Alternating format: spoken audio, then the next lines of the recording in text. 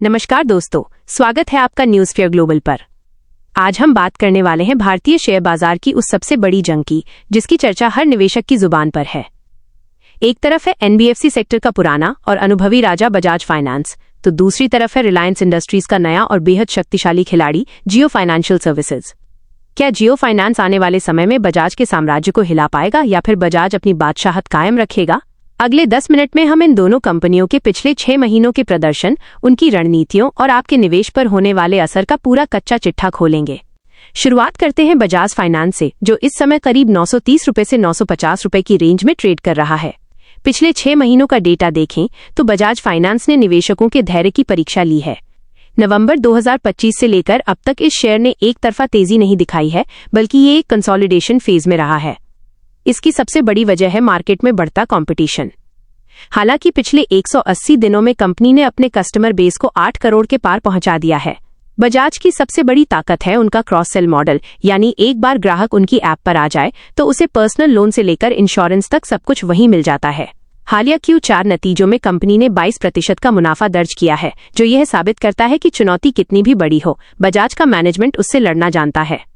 विश्लेषकों का मानना है कि अगर ये शेयर 910 रुपए का सपोर्ट बरकरार रखता है तो बहुत जल्द हम इसे 1100 रुपए और फिर 1200 रुपए के स्तर की ओर बढ़ते देखेंगे।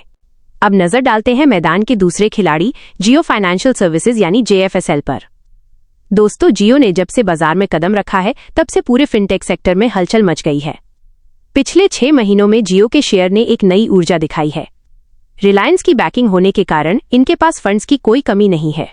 जियो का पूरा फोकस डिजिटल फर्स्ट अप्रोच पर है। हाल ही में उन्होंने जियो फाइनेंस ऐप का बीटा वर्जन लॉन्च किया है, जो लोन, बचत और बैंकिंग सेवाओं को एक ही छत के नीचे लाता है। मार्केट एक्सपर्ट्स का कहना है कि जियो का असली मुकाबला बजाज से नहीं, बल्कि ग्राहकों की जेब से है। वे उन करोड़ों लोगों तक पहुंचना चाहते हैं जिनके पास अभी तक बैंकिंग सुविधाएं नहीं पहुंची हैं। जियो का शेयर अभी जिस रेंज में है, वहां से इसमें लंबी अवधि के लिए बड़ी बढ़त की संभावना दिखती है, क्योंकि इनका ब्लैक रॉक के साथ हुआ जॉइंट वेंचर एसेट मैनेजमेंट के क्षेत्र में क्रांति ला सकता है। इन दोनों के बीच के मुकाबले को समझें तो बजाज के पास अनुभव और डेटा है, जबकि जियो के पास इकोसिस्टम और नेटवर्क है।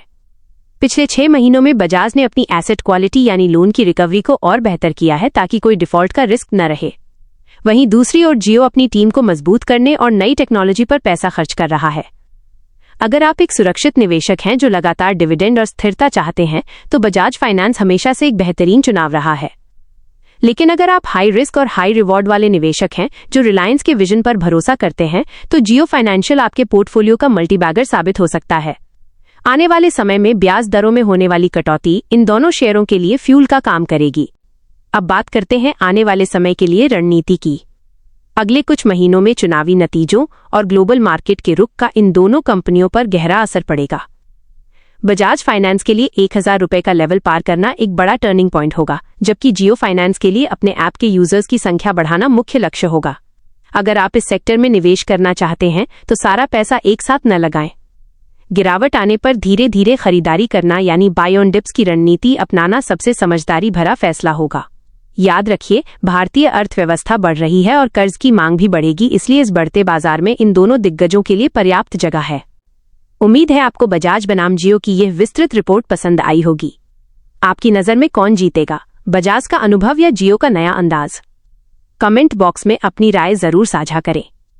अगर आपको यह जानकारी उपयोगी लगी हो तो वीडियो को लाइक करें और हमारे चैनल को सब्सक्राइब करना न भूलें, ताकि आपसे ऐसी ही शानदार एनालिसिस मिस न हो। अपना कीमती समय देने के लिए बहुत बहुत धन्यवाद और निवेश की दुनिया में आपकी यात्रा मंगलमय हो।